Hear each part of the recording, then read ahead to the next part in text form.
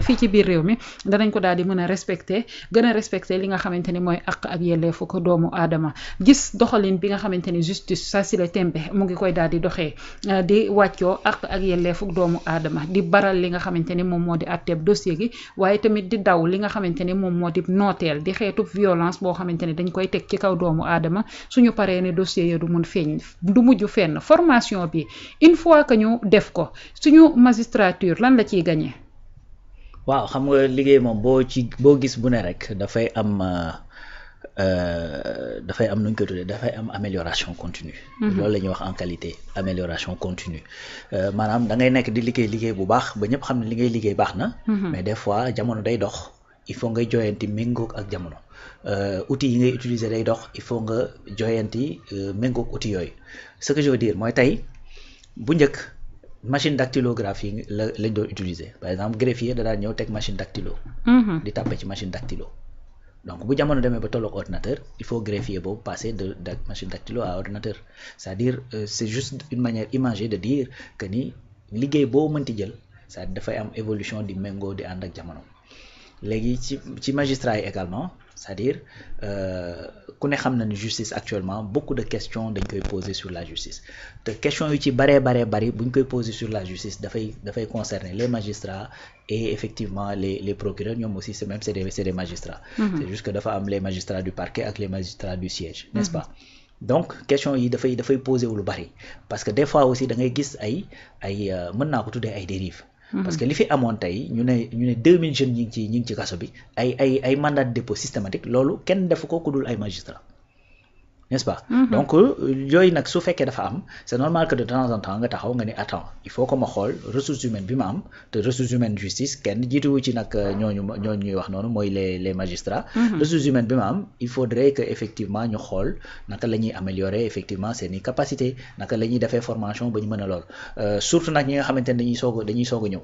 nga xamante ne amaguñ benn expérience bi amaguñ benn vécu bi te il faut très rapidement ñu dugg dans le bain parce que soxla bi daf fee nekk donc pour dossiers yi bari nañ ñu ngi accumuler wu le temps xam nga souvent ñu rappeler ko fii ne bokk na ci principe de justice mooy principe de célérité fexe ba nga xamante ni li nga war a enquête di nga ko enquête rapidement mais doo ko bâcler aussi, n'est-ce pas? Donc loolu tout ça combiné moo tax loolu moo war a mën a expliquer encore une fois que ministre de la justice di waxi formation yooyu ak yu ne mel, n'est-ce pas? Donc encore une fois c'est juste dans le besoin d'améliorer, juste dans le besoin également yokk ñi nga xamante ne mooy ressources humaines bi nga xam ne moo nekk ci justice parce que c'est mathématique. Tey su fekkee da nga am 10 dossiers war ko traiter benn nit war koo gérer c'est-à-dire boo amee ñaari nit yu ko war a gérer ku nekk jëlee 5 mu gën a gaaw. Du dëgg. Donc c'est purement mathématique mais par contre deuxième personne boobu ngay ñëw di yokk su fekkee ne xamu ci liggéey bi dara dana gën a yéexal que fa nekkoon moom kese. Donc voilà l'équilibre qu'il faut trouver. Mooy il faut nga trouver des gens yoo xamante ne dañuy ñëw apporter du sang neuf mais bu ñuy ñëw également il faut que ñu apporter des compétences yu avérées ci biir compétences yu avérées yooyu nag il faut que nga dugalal leen des garde-fous ñoo xam ne dafa am ay cadre bu normé. Un cadre normatif moo tax ñuy wax ay normes internationales ak nationales. Il faut que ñu xam ne effectivement au-delà de ces normes dafa am des valeurs yoo xamante ne moom la ñuy poursuivre muy lu jëm ci wàllu dignité humaine muy lu jëm ci wàllu respect effectivement des droits lu jëm ci wàllu nu ma koy tuddati art parce que en vérité justice. dëgg pour art la. xam nga tey bu fekkee da nga dem ñu àtte la tëj la c'est comme si justice dafa la teg lu la naqari mais en vérité dafay aar yow ki nga tooñ wala ki ñu jàpp ne moom nga tooñ donc mission justice mooy protéger tout simplement comme ni état war a protéger tous les citoyens donc protéger un citoyen nag daf cee bokk ngay protéger effectivement jëmam intégrité physique am mais également intégrité morale am honneur am ak yu demee noonu loolu tax sax même dans ci yenn textes yi dañ lay wax tey ji diffamation wala bokk liberté d'expression dañ lay wax ne tant que yaa ngi wax sa li ngay wax te defoo atteinte ci honorabilité nit ki ci dignité nit ki c'est-à-dire tu es dans les limites de nu ma koy tuddee de la liberté d'expression donc ce qui veut dire que ni li yoon di protéger du juste intégrité physique u nit ki mais également moralam ak honneur am da koy protéger loolu nag protection boobu ki ci war a jiitu mooy effectivement ces magistrats là yi nga xamante ni ñoom ñoo war a rendre justice au nom du peuple et pour le peuple. yaa ngi koy wax ci li nga xamante ni moom moo di tàggatu googee jëm ci wàllum formation bi réewub Sénégal dafa daal di xaatim foofee ca Nations Unies li nga xamante ne ni moom moo di mbugal di métital doomu aadama loolee dañu koy daal di tere et que gis nañu ay événement yu fi xewoon yoo xamante ne dañ doon mate les Sénégalais di leen def lu métti di jël xeetub violence di ko exercer ci seenub kaw benn boo xamante ne jamono ji yoon sax mu ngi ciy enquêté muy le cas de François Mancabou et que pendant ce temps li nga xamante ne ni jamono jilee Alaaji Rawaan ñu ngi koy daal di naqarlu lan moo tax violence yooyu doon am boobaak léegi justice di ci daal di tardé tey formation bi bu ñëwee mënees nañaa am njortu ka ni violence yi ñu doon teg ci kaw doomu aadama yi dina daal di am ay njeexital ci kanamu yoon. waaw bu dee yi romb nii effectivement loolu la ñuy xaar mooy ñu leeral et cetera dans l' avenir nag nit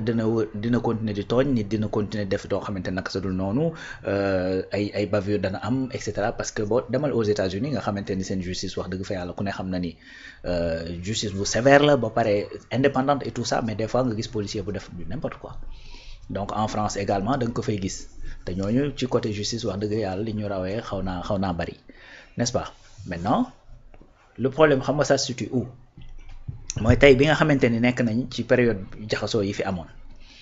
nga gis un magistrat qui est capable ñu indi ko xale boo xamante ni da nga koy tiim xam ni kii dafa am ay blessure xam ne blessure yi def ko boppam xam ni dawul ba faxastalu daanu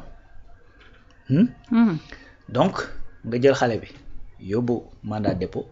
wala nga yóbbu pavillon spécial pour ñu faj ko mais après nga yam ci loolu c'est-à-dire un magistrat boo xamante ni ci liñ lay xaar ci loolu nga nekk mooy que ni boo constaté loolu ba pare c'est-à-dire la première question bi war a soulever wu mooy lii ku ko def comprendre nga. loolu la léegi nag loolu su amul ça veut dire que quelque part le magistrat a failli ci li nga xamante ni moom la war a def parce que ni nga xamante ni noonu la war a protéger le citoyen innocent noonu la sax war a protéger wuyu bi la preuve. boo fi jàppoon ab sàcc fii. dóor ko dóor yu metti ba mu identifié xam ne yaa ko dóor bis bu ngeen demee police bu dee yaa ko dóor ñu jàpp la bu ngeen jàppoon fii koo xamante ne dafa rey nit nga dóor ko ba rey ko yow da ngay dem kaso moom ñu yóbbu ko ci sëg donc ce qui veut dire que même le malfrat c'est-à-dire justice dafa am protection bu mu warloog moom donc à plus forte raison koo xamante ne da ngaa jóg di manifester un droit constitutionnel de surcroît nga xamante ni mooy droit bi féete kaw la constitution kooku di ko exercer loolu arrivé ko ci et y a même pas une question kan moo la def lii du dëgg donc loolu la ñuy wax ne effectivement dañoo souscrire à des normes yoo xamante ne ay normes internationales la ci biir normes yooyu lii ngay wax da cee bokk mooy dañuy tere moo tax d'ailleurs cette loi d'amnistie ba ñu dugalee loi interprétative bi ba ñu ko rejeté dañoo cee boole tontuwaale ne lépp luy meurtre assassinat torture traitement dégradant et inhumain et cetera mooy crime de li ñuy tuddee crime de sang en langage familier bokkul ci loi d'amnistie bi parce que loolu kenn mënu koo baale léegi nag yow naka lañ lay indilee nit ku ñu torturer nga jàpp ko xool ko xam ni kii gaañu na te gaañul boppam yow jéemoo sax lijjanti kan moo ko gaañ ci yan circonstance lañ ko gaañee ka ko gaañ fan la teg loolu ndax dañ doon xeex ndax dafa nekkoon en légitime défense et cetera ki demee noonu lijjanti woo ko mais loolu boo ko defee nag c'est normal que ñu woowaat la ne la ku baax dafa mel ni ba ngay régler tel problème demoo ci woon jusqu'au bout comprend que ni lii bu présenté te sa kanam nii nga ci war a doxee donc loolu ça va permettre non seulement d'améliorer le travail du magistrat mais également de mieux protéger le citoyen bi nga xamante ni moom le magistrat bi censé servir en vérité parce que encore une fois la justice est rendue pour le peuple et au nom du peuple. ma ngi noonu Alaaji Rawaan formation boobu tey bu ñu demee ba daal di koy defal ñi nga xamante ni ñoom ñoo di suñu magistrat yi nekk fii ci diwaanu ko Sénégal est-ce que dina jarati ñuy dem di saisir ji li nga xamante ni moom moo di lenn ci ay juridiction internationale jëm ci li nga xamante ne nii moom moo di yenn dossiers yoo xamante ni c'est des dossiers dits politiques. waaw non mais en fait amul sax vraiment une relation bu demee noonu parce que li tax ñuy saisir magistrat yi fi mu toll nii ñi fi nekk nii ils sont calés xam nañ li ñuy liggéey. mais malgré tout ça ay lu ne mën na ci am c'est-à-dire nit mën naa juum ci procédure bi nit mooy li ñuy tuddee ay vices de procédure yu demee noonu nit mën na ñëw sciemment am compétence am xam-xam mën liggéeyam ba pare di ko defee neneen loolu day am donc mooy li ñuy wax rek ne c'est-à-dire liberté yow yaa koy jël sa bopp mën nañ def ne une justice indépendante mais tey su fekkee da ngaa nekk ci biir justice te yow bëggoo indépendant sa bopp ba su boobaa loolu xam nga mën ci yow lu bari dafay jafe du dëgg. Donc tey su fekkee ne da nga ñëw comme aujourd'hui tey am na dossier yoo nga xamante ni ñu ngi en cours magistrat yoo koy gérer ku nekk xam na ni ay magistrats aguerris lañ ñoo xamante ni des années et des années d'expérience. N'est-ce pas pourtant avocat ya nga xamante ni ñoom ñoo leen di layal ña nga naan dañuy dem kalaame ji ci cours yi nga xamante ni ay cours yu international lañ n'est-ce pas donc loolu jotewuñ dara c'est juste que dafay améliorer liggéeyu ki nga xamante ni mooy magistrat bi te loolu c'est normal loolu ça se passe partout hein donc tey da ngay dem dans n'importe quelle société da ngay jékki-jékki ñun la demal nga def telle formation nga def certification wala et cetera que ça soit dans l'informatique que ça soit dans la santé que ça soit ci beneen secteur bu mu mënti doon donc gars yi dañuy def loolu tout le temps parce que encore une fois àddina dafay dox day évoluer les choses les réalités dañuy changer et tout ça. Donc textes yi également dañuy changer donc tey bu fekkee ne dañoo changer tey des textes ci biir code bi wala ci code de procédure beeg yu demee noonu tu es obligé nga woo gars yi ñu ñëw toog ay séminaire ay formation pour wax leen ni texte bi lii la l'esprit c'est ça la lettre c'est ça et cetera defar benn mise à niveau.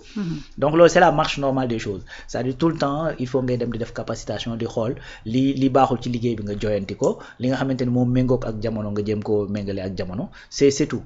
Donc c'est juste pour dans l'amélioration qualitative effectivement des décisions yi nga xamante ni magistrats yi dañ koy mën a rendre mais n'empêche que un avocat boo xamante ni da ngaa ñëw jàkkaarloo effectivement te xam nga say sax boo xoolee la plupart des problèmes yi ngay dégg ci justice bi bu dekkul ay questions politiques généralement doo ci dégg ay problèmes ak ay saisir ay juridictions internationales ak yu ne demee noonu. C'est très rare nga gis ko bu fekkee ni c'est hors politique. Donc politiciens nag des fois bu ñu amee ay dossiers de justice parfois ñoo koy jël teg ko sur la place publique xam nga pour mën a ameuter l'opinion def ko benn bataille de l'opinion xam nga donc comme on dit un procès politique se gagne dans la rue donc Abdoulaye Wade ba mu ko waxee ba tey politiciens yi daanaka ñoom ñëpp dañ ko jël def ko benn sacerdoce tu vois di ko xeexee waaw des fois sax nga gis ci koo xamante ni day def amalgame sciemment yor dossier boo xamante ni rien de politique mais day jël moom ci boppam da koy jël ne dama koy dugal ci champ politique bi pour mën a am benn échappatoire maintenant au-delà de ça da ngay gis ni justice mi ngi rendre justice tous les jours am na ci yoo xamante ni dana la arranger am na ci la dul arranger donc pour te dire que le principe c'est la liberté moo tax dañ lay defal première juridiction deuxième juridiction ba yegg ba ca dama koy tuddee cour suprême boo demee ba d'accord bu la neexee nga dem ci juridiction internationale yi parce que en vérité justice day bëgg bu la tëjee mu leer ko ni kii ñu tëj la ñu war a tëj moo tax le principe c'est la liberté moo tax sax ñu lay présumer innocent jusqu'à ce que ñu condamné la de façon définitive te même bu ñu la tëjee de façon définitive mën nga tëjwaat le procès su fekkee dafa am un élément nouveau donc encore une fois loolu dafay prouver ni le principe c'est la liberté léegi nag bu ci ay juum amee même lu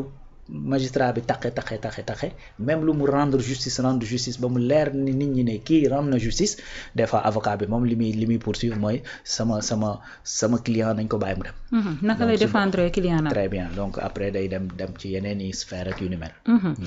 Et que pendant ce temps bi nga xamante ne justice bi magistrat yi ñu ngi leen di ibbil li nga xamante ne moom moo di 3e édition jëm ci seen wàllub formation moom ministre de la justice ci grève bi nga xamante ne nii ci la greffier ya daal di nekk mu ngi leen daal di xamal ne leen seenu bëgg-bëgg gi ngeen di laaj leen rek moo ko mën a saafara mooy ngeen daal di dem defi jiwaat li nga xamante ne moom moo di formation Alaaji Rawaan bu ñu demee ba magistrat yi ñu leen di defal ay formation ñoom greffier yi bëgg ñu daal di leen ñu aligné leen ci hiérarchie A2 waxtu boobee ministre bi ne leen da ngeen di defe ji lii di formation xanaa bu ñu déggee lii dina doon loo xamante ne luy yombal la ngir ñoom ñu mën a duggaat ci centre de formation judiciaire yi tàggatuwaat. waaw bien sûr bon xam naa ni sax peut-être bon je ne pense pas que ñoom sax loolu dinañ ko bañ mais dañ bëgg ñu dolli ci mooy problème bi parce que formation moom tout le temps danga koy def n'est-ce pas donc ki nga xamante ni sax dañ laa changer hiérarchie boo nekkee ci beneen hiérarchie ba à un certain moment di nga dem di tàggatuwaat parce que en fait formation bi il faut juste comprendre par là que ni gis nga tey fii par exemple à Média 28 suñu jékki-jékki woon am par exemple benn matériel boo xamante ni dafay nécessiter une connexion ci satellite bi forcément bu gars yi ñëwee il faut que ñu tàggat suñu techniciens yi. Donc noonu la demee évolution normale la c'est-à-dire à un certain moment ci sa liggéey par exemple yow tey mënoo def 20 ans de carrière ci benn domaine. Ben ni nga doon liggéeyee il y a 20 ans nga bëgg ko liggéeyee ren. loolu mënta ne donc moo tax capacitation yi ak formation yeeg yooyu dafay nekk loo xamante ne lu normal la ci concernant nag greffier yi effectivement man loolu damaa jàpp ne c'est une logique bu fekkee ni da ngeen a bëgg a changer de hiérarchie te hiérarchie ba nga bëgg a dem da nga fay fekk ñoo xamante ne am nañ diplôme boo amul ñooñu mën nañ ne kat xam nga dafa am temps yële am benn sujet bu fi jógoon bi ñuy wax ci waa ENA yi bay wax dans l'administration dafa am ñoo xamante ne dañ leen waroon a jël dugal leen dans l'administration alors que bu ñu duggee dañu tolloo grade ak ñi nga xamante ne dañoo génn ENA waa ENA dañoo génn du moins ñi nga xamante ne dañu nekk dans l'administration xam na am na lu ñu tuddee seen association xaw ma naan des anciens de l'ENA et cetera dañoo génn ne non il faut faire attention parce que ñun mënuñu dem ENA jàng fa am suñuy diplôme et cetera. ñii ñëw génnewuñu foofu ñu ñëw ñu bëgg ñoo tolloole. du mën a ne. très bien donc c'est la même chose léegi nag yow bu ñu ko defee ña am diplôme ba mën nañ ne mais attendez donc ñun suñu effort yi ñu def boobu ba tey ba jàng ba toll fi ñu toll. ban différence la ñu war a def ak ku jàngul loolu donc moo tax encore une fois pour man logique la. que ñu ni la demal nga def mise à niveau bi nga am diplôme bi nga ñëw ñu loolu la beneen affaire bi nga xamante ne état dina ci gagner ci loolu mooy du temps pour permettre que mu mën a lijjanti ko waat mën a amaat assise pour mën a répondre aux questions financières n'est-ce pas donc léegi nag man pour man dans le principe greffier yi du ñu bañ ci formation parce que xam nañ ne loolu normal la maintenant liñ ci bëgg a dolli nag mooy problème bi mooy yeneen effectivement partie xaalis yeeg prime yeeg xam nga indemnité yeeg ñoom ku dolli cere da ngay yokk ñeex waaw kay loolooy coow li fu mu toll nii loolu mooy bloqué mais formation yi moom jàppal ni dans tous les secteurs de l'administration tout le temps les gens dañuy dem di def ay capacitation